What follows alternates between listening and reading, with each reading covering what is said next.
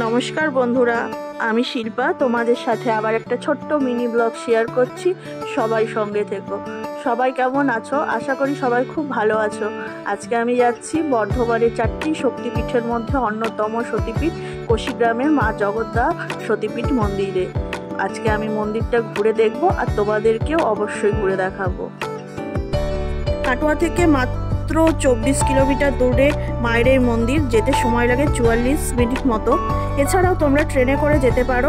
কাটোয়া বর্ধমান লোকালে করে কৈচর স্টেশনে নেমে টোটো ধরে মায়ের মন্দির যেতে সময় লাগে মাত্র 25 মিনিট মতো। আজকে ওয়েদারটা ভীষণ সুন্দর, কদিন ধরে বেশ বৃষ্টি হচ্ছে, তার জন্য ওয়েদারটা বেশ ঠান্ডা ঠান্ডা রয়েছে। গাছপালাগুলো বর্ষায় একবারে সবুজ হয়ে ঝলমল করছে, আর আকাশটা দেখো কখনো মেঘলা কখনো ঝলমলে।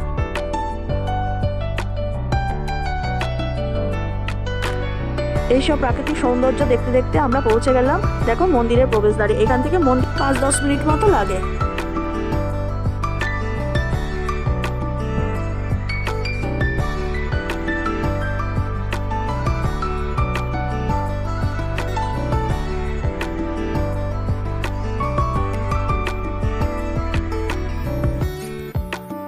এই যে আমরা চলে এসেছি মায়ের মন্দিরে।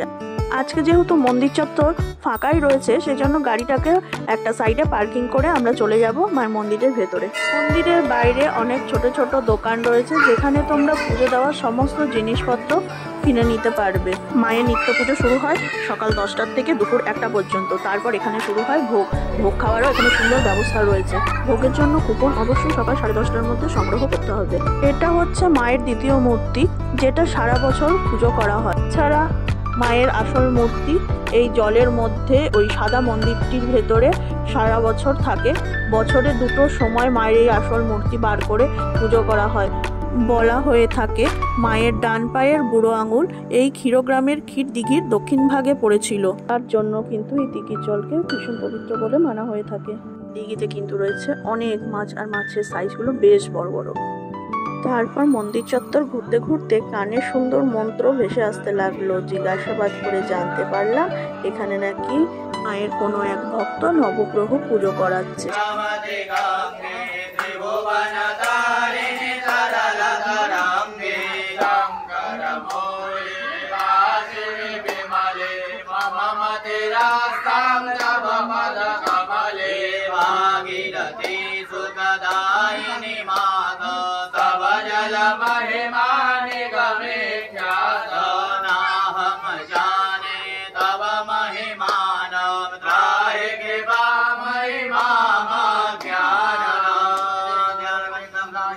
ব্যাস, এবার খানিকক্ষণ এই পুজো দেখার পর এবার বাড়ির উদ্দেশ্যে ফেরার পালা।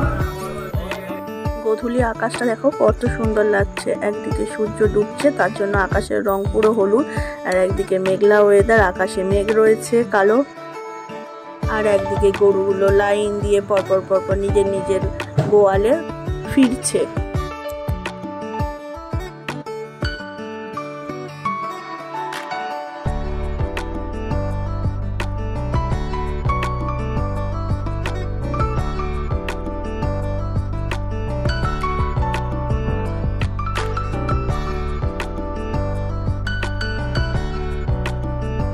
গ্রামের রাস্তা ছেড়ে এবার আমরা বর্ধমান কাটোয়া রোডে উঠে এসেছি। আকাশ পুরো অন্ধকার কালো হয়ে গেছে, তার সঙ্গে ভীষণ মেঘ ডাকছে। ব্যাস, দেখতে দেখতে বৃষ্টিও শুরু হয়ে গেল ঝমঝম করে। বিশাল জোর বৃষ্টি পড়ছিল। এই বৃষ্টির মধ্যে এবার আমরা বাড়ি। সবাইকে অসংখ্য ধন্যবাদ আমার এই ব্লগটা দেখার জন্য। আশা করছি আজকের এই মিনি ব্লগটা তোমাদের ভালো লেগেছে। যদি ভালো লেগে থাকে তাহলে অবশ্যই একটা লাইক করে দিও, আর তোমাদের মতামতটা অবশ্যই কমেন্টে জানিও।